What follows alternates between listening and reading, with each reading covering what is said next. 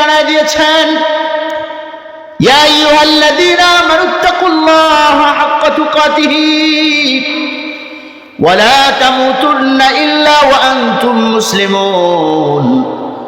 ও ঈমানদারেরা, ঈমানের সম্পদ যারা পেয়েছো, আমাদের সবচেয়ে বড় সম্পদ কি বলেন?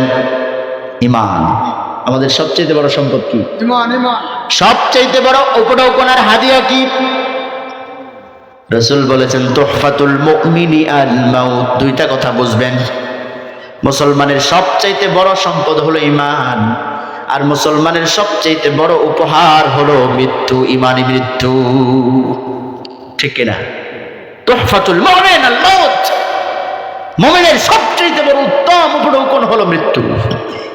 যদি ঈমান অবস্থায় আপনার ইন্তেকাল হয়, মৃত্যুবরণ যদি ঈমানের সাথে করতে পারেন, তাহলে আল্লাহর পক্ষ থেকে আমাদের জন্য সবচেয়ে বড় উপহার। ঠিক কিনা? আর মৃত্যু সবচেয়ে বড় ভয়াবহ বিপদ তার জন্য যার ভিতরে ঈমান নাই। সুতরাং আপনি চিন্তা করুন, আপনি কি ঈমান নিয়ে মৃত্যু বরণ করবেন, নাকি শত্রুদের সাথে দালালি করে ঈমানটাকে নষ্ট করে দুনিয়া থেকে বিদায় হবেন? কুকুর আর শিয়ালের মতো, শুকরের মতো আপনাকে ডিসাইড করা লাগবে মুসলমান। ঠিক কিনা বলুন? সিদ্ধান্ত এখন গ্রহণ করতে হবে। এই পথেও আছি, ওই পথেও আছি, হ্যাঁ, আজাদিও চাই, দালালিও করি, তাহলে মনে রাখো বাংলার মুসলমান, তোমাদের কোনোদিন আজাদি হবে না। ওই দালালদের চক্করে পড়ে জীবন তো বরবাদ হবেই হবে, ঈমানও বরবাদ হবে। পরকালে কবরের একটা পোকা হয়ে, জাহান্নামের ইন্ধন আর লাকড়ি হয়ে তোমাদেরকে দুনিয়া থেকে বিদায় হতে হবে। সাবধান মুসলমান, সাবধান থাকতে হবে। নবী করিম সাল্লাল্লাহু আলাইহি ওয়াসাল্লাম বলেছেন, আফজালুল আমওয়াতি মাউতুশ শুহাদা। পৃথিবীতে অনেক মানুষ কুকুর শিয়ালের মতো মারা যায়, শুকরের মতো মারা যায়, কারো মৃত্যু বিভিন্ন প্রাণীর মতো হয়। তার ভিতরে ঈমান না থাকার কারণে। কিন্তু মুসলমানের মৃত্যু হতে হবে সর্বোত্তম মৃত্যু, শহীদি মৃত্যু। ঠিক কিনা বলুন? দরকার আছে নাই? কোন মৃত্যু চাইবেন? রাসূল বলেছেন, কোন ব্যক্তি যদি মারা যায় আর তার ভিতরে শাহাদাতের মৃত্যুর তামান্না ছিল না, ওই লোক চাই ইহুদি হয়ে মারা যাক, নাসারাদের এজেন্ট হয়ে মারা যাক, আমি রাসূলের তার ব্যাপারে কোনো জাত আসে না, সে আমার উম্মাহ হতে পারে না। তাহলে আপনি কিভাবে মরবেন? নামাজ কালাম যাই পড়ছি, ইসলাম যাই শিখছি আর না শিখছি, বৃদ্ধ হয়ে গেছি, এখনো পর্যন্ত বিড়িটা ছাড়তে পারি না। কি বলেন? বাজারে যায়, মুরব্বি ফজরের নামাজের খবর নাই, ইশার খবর নাই, আসর যায় বাজারে হাটে, মাগরিব যায় বাজার থেকে আসতে আর যাইতে। কি বলেন? প্রত্যেক ওয়াক্ত নামাজগুলো আপনার ছুটে যাচ্ছে, অথচ আপনি চিন্তা করলেন না আপনার মৃত্যুটা কোন পর্যায়ের মৃত্যু হবে। আপনি কুকুরের মতো মারা যাবেন। একটা কুকুরও বৃদ্ধ হইলে, এই বৃদ্ধ কুকুর কোথায় মারা যায় আমরা দেখিও না, দেখি নাকি? দেখছেন? খুব কমই দেখা যায়। বৃদ্ধ কুকুর যখন বৃদ্ধ হয়, জঙ্গলের কোন গর্তে মারা যায়, কেউ খবর নিতে যায় না। ঠিক তদ্রুপ ভাবে অনেক মানুষের মৃত্যু ঘরের মধ্যে হয়। নিজের সন্তানও মৃত্যুর খবর নিতে চায় না যে বাবা বৃদ্ধ হয়ে গেছে, মারা গেছে। মানুষের সামনে মায়া কান্না করে, নাটক করে, নাটক। এখন যদি আমি না কাঁদি তাহলে মানুষ বলবে কিরকম হারামখোর, বাবা মারা গেছে, মা মারা গেছে, তারপরেও চোখের মধ্যে পানি নাই। চিন্তা হলো কি, সন্তান যদি আমার আপনার জন্য না কাঁদে, আর কোন মানুষের টাকা পড়ছে? আমি আপনি ঘরে পড়ে মারা গেলাম, কোন মানুষের টাকা পড়ছে কাঁদার জন্য? আপনি ঘরের মধ্যে পড়ে আছেন, শরীর পচে যাবে, শরীরের মধ্যে দুর্গন্ধ হবে, পোকামাকড় তৈরি হবে, কিন্তু আপনার ভিতরে শাহাদাতের মৃত্যুর তামান্না ছিল না। শাহাদাতের মৃত্যু কোন মৃত্যুকে বলা হয়? যেই মৃত্যু সরাসরি আল্লাহর রাস্তার মধ্যে হয়ে যায়, ওই মৃত্যু হলো শাহাদাতের মৃত্যু। ঠিক কিনা বলো? এরকম নিয়ত আছে কার কার? ঘরে বসে মরার নিয়ত। এখন চিন্তা হলো, আপনি প্রশ্ন করবেন, হুজুর শাহাদাতের মৃত্যু তো আল্লাহর রাস্তায় যেতে হবে, আমরা তো আল্লাহর রাস্তায় চিনি না, কোনটা আল্লাহর রাস্তা? আমি আপনি মুসলমানের ঘরে জন্ম হয়ে আল্লাহর রাস্তা কোনটা এটা যদি না চিনি, এর চাইতে বড় ব্যর্থতা, এর চাইতে বড় দুর্ভাগা, কপাল পোড়ার বিষয় কোনো আর হতে পারে না। ঠিক কিনা বলো? মুসলমান হয়ে যদি শাহাদাতের পথ না চিনি, হিদায়াতের পথ না চিনি, শাহাদাতের পথ ওই পথ যেই পথের মধ্যে হিদায়াত আছে, শাহাদাতের পথ ওই পথ যেই পথের মধ্যে সাহাবায়ে কেরাম প্রতিষ্ঠিত ছিল,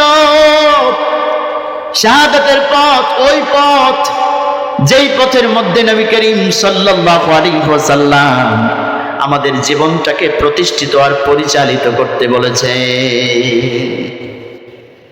আল্লাহ রাব্বুল আলামিন সূরাতুল আনআমের মধ্যে ইরশাদ করেন, ওয়া আন্না হাযা সিরাতী মুস্তাকিমান ফাত্তাবিউহু ওয়া লা তাত্তাবিউস সুবুলা ফাতাফাররাকা বিকুম আন সাবিলিহি। আল্লাহ রাব্বুল আলামিন আয়াত নাযিল করেছেন। নবীজি একদিন সাহাবায়ে কেরামকে নিয়ে বসছেন বালুর উপরে, মরুভূমির বালুকা রাশির উপরে। দুই ধারে সাহাবায়ে কেরামের বিশাল মজলিস। নবীজি বালুর উপরে একটা কাঠির সাহায্যে লম্বা একটা টান দিলেন। লম্বা টান দেওয়ার পরে ওই লম্বা টানের দুই পাশে আরো কতগুলো ছোট ছোট টান দিলেন, রেখা টানলেন। সুবহানাল্লাহ পড়ুন। নবীজি বলছেন, এই যে লম্বা টান, এটা হলো সিরাতুল মুস্তাকিম। একটা, কয়টা? সিরাতুল মুস্তাকিমের পথ হলো একটা। আর ডানে বামে যে পথগুলো ছোট ছোট রেখাগুলো, টানগুলো তোমরা দেখছো, এগুলো হলো ভ্রান্ত পথ আর ভ্রান্ত মত।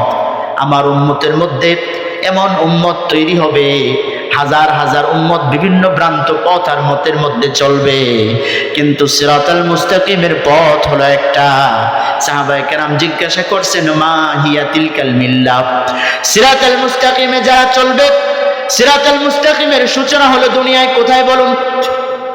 সিরাতুল মুস্তাকিমের সূচনা দুনিয়াতে, আর সিরাতুল মুস্তাকিমের সর্বশেষ আর ওই প্রান্ত হলো জান্নাতের গেটের মধ্যে। সুবহানাল্লাহ পড়ুন। इसका नाम है सिराতুল মুস্তাকিম। বুঝছেন তো সিরাতুল মুস্তাকিম কি জিনিস? আমরা বিভিন্ন সময় বলি কি বলি না? সূরাতুল ফাতিহার মধ্যে নামাজের প্রত্যেকটা রাকাতের মধ্যে আল্লাহর কাছে আমরা দোয়া করি, আবেদন করি, ইহদিনাস সিরাতাল মুস্তাকিম। ওগো আল্লাহ, আপনি আমাদেরকে এমন একটা পথ প্রদর্শন করেন যেই পথের নাম হলো সিরাতুল, সঠিক সরল পথ। কয়টা? কার পথ? সিরাতাল্লাযীনা আন'আমতা আলাইহিম, ওই সমস্ত সৌভাগ্যবান মানুষদের পথ, সাহাবায়ে কেরামের পথ, যাদের উপর আপনার অনুগ্রহ অবতীর্ণ হয়েছে, তাদের পথ নয়। গায়রিল মাগদুবি আলাইহিম ওয়ালাদ-দাল্লিন, তাদের পথ নয় যারা দুনিয়ার মধ্যে পথভ্রষ্ট গুমরাহী, আর যাদের উপর আল্লাহ রাব্বুল আলামিনের গজব নাজিল হয়েছে। দুই শ্রেণীর মানুষের কথা আল্লাহ বলেছেন। তৎকালীন সময়ে দুই শ্রেণীর মানুষের আধিপত্য আর রাজত্ব চলছিল। এক নাম্বার, একদল মানুষ হলো ইহুদি, আরেক দল মানুষ হলো নাসারা। এখনো পর্যন্ত ইহুদি আর নাসারাদের এজেন্ট পৃথিবীর মধ্যে বিভিন্ন চরিত্রে আর পরিচয় নিয়ে আমাদের সমাজে বাস করে। ঠিক কিনা বলেন? আল্লাহ বলছেন, সিরাতাল্লাযীনা আন'আমতা আলাইহিম, ও উম্মত তুমি ওই পথেই চলবা যেই পথের মধ্যে সাহাবীরা প্রতিষ্ঠিত ছিল। আর ওই পথে চলা যাবে না যেই পথের মধ্যে কাফের বেঈমান ইহুদি আর নাসারারা প্রতিষ্ঠিত। ঠিক কিনা? সুতরাং ইহুদি, নাসারা এবং তাদের এজেন্ট যারা বাস্তবায়ন করে, মুসলমানের ন্যূনতম সম্পর্ক তাদের সাথে কোনো অংশেই কোনোভাবেই থাকতে পারে না। ঠিক কিনা বলেন? পারে নাকি? এই জন্য একটা চেতনা আমাদেরকে লালন করতে হবে। একটা চেতনার মধ্যে আমাদের আত্মাকে প্রতিষ্ঠিত করা লাগবে। ওই হেদায়েতের চেতনা আপনার আমার ভিতরে যদি থাকে, ওই সত্যের অনুসন্ধান আমাদের অন্তরের মধ্যে যদি থাকে, আল্লাহ রাব্বুল আলামিন দায়িত্ব নিয়েছেন, তোমরা যদি হেদায়েতের চিন্তা করো, অবশ্যই আমি আল্লাহ তোমাদেরকে ঘাড়ের মধ্যে ধইরা ধইরা হেদায়েত দিয়ে দিব। ঠিক কিনা বলেন? সুবহানাল্লাহ বলবেন না? আল্লাহ রাব্বুল আলামিন বলছেন, উলাইকা আলা হুদাম মির রাব্বিহিম, যাদেরকে আমি আল্লাহ নিজে হেদায়েতের উপর প্রতিষ্ঠিত করি, আমি আল্লাহ হেদায়েত দেই, ওই সাহাবায়ে কেরাম এবং তাদের পথে অনুসারী যারা হবে, আল্লাহ নিজে বলছেন তারা আমি রবের পক্ষ থেকে পাঠানো হেদায়েতের উপর প্রতিষ্ঠিত। ওয়া উলাইকা হুমুল মুফলিহুন, আর দুনিয়া আখিরাতের সবচাইতে বড় কল্যাণময় জীবন হবে তাদের জীবন। এখন চিন্তা করেন আপনি কোন পথে চলবেন। বিভিন্ন ধরনের ওয়াসওয়াসা আর ধোঁকা আমাদের সমাজে, চতুর্দিক থেকে ধোঁকার মিছিল, ওয়াসওয়াসার মিছিল আমাদের কানের মধ্যে আসে না নাই? এই সবগুলো থেকে বেঁচে থাকতে হবে। আমি তো মনে করি আল্লাহ তাআলা প্রত্যেকটা মানুষকে যে আকল দিয়েছেন, যে জ্ঞান আর বুদ্ধি দিয়েছেন, এটা দিয়ে সে সত্য মিথ্যা যাচাই করতে পারে কিনা। প্রত্যেকটা মানুষ কোনটা সত্য, কোনটা মিথ্যা, কোনটা সঠিক পথ, কোনটা ভ্রান্ত পথ সবাই বুঝে, কিন্তু তারপরেও ভ্রান্ত পথে যায় কি কারণে? নফসের ধোঁকায় পড়ে, দুনিয়ার লোভ লালসায় পড়ে। ঠিক কিনা?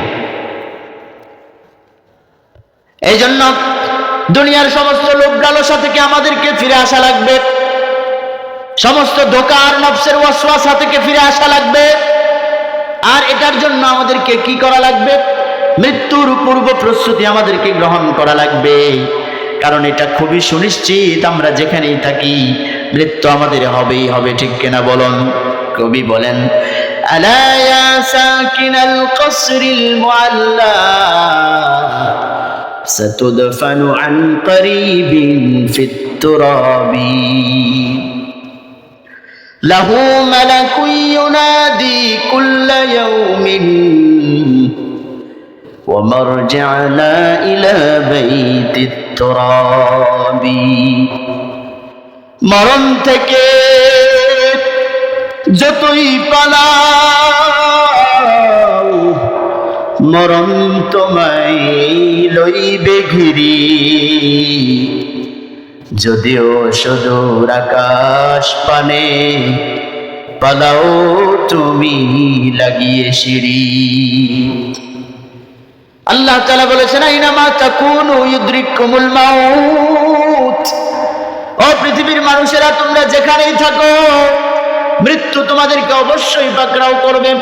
ওয়ালাউ কুনতুম ফি বুরুজিম মুশাইয়াদা, যদিও তুমি শক্তিশালী দুর্ভেদ্য প্রাচীরে ঘেরা বিরাট শক্তিশালী প্রাসাদের ভিতরে অবস্থান করো, সেইখানে আল্লাহর ফেরেশতা মালাকুল মউত আজরাইল তোমার সামনে হাজির হওয়ার ক্ষমতা রাখে।